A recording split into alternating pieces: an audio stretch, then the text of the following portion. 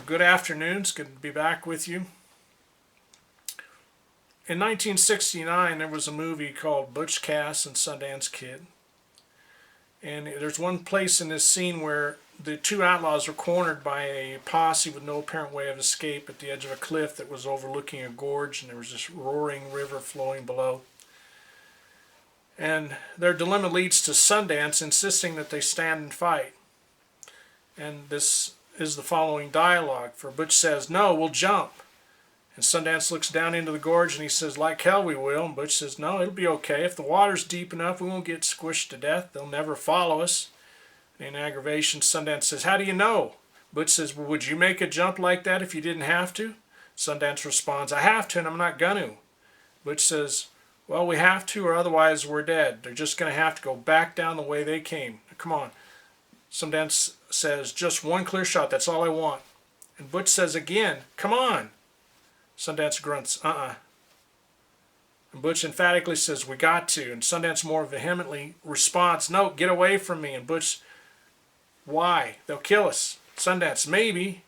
Butch, "You want to die?" Sundance, "Do you?" Butch says, "All right, I'll jump first," as he unbuckles his gun belt. Sundance, "Nope." Butch, "Then you jump first." Sundance, "Nope, I said."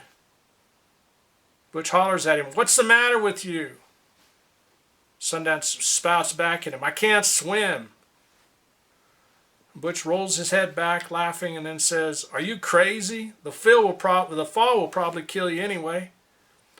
After pondering a few seconds, they both run and jump off into the gorge with Sundance hollering. And they faced an existential crisis in their life that day and lived to die another day.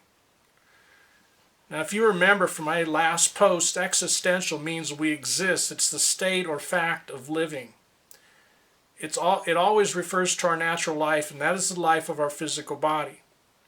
Butch and Sundance were outlaws living to survive to commit crimes another day. That's a pretty sorry purpose for a life.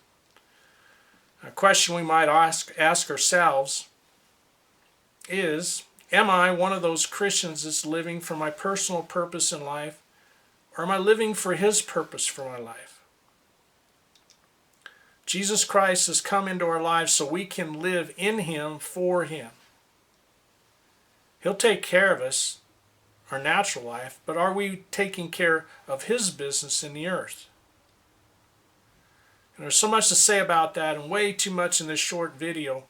However, a good place to start in discovering our purpose as a disciple is to begin to learn what it means to live in Him, in Jesus, and Him, Jesus, living and being in us.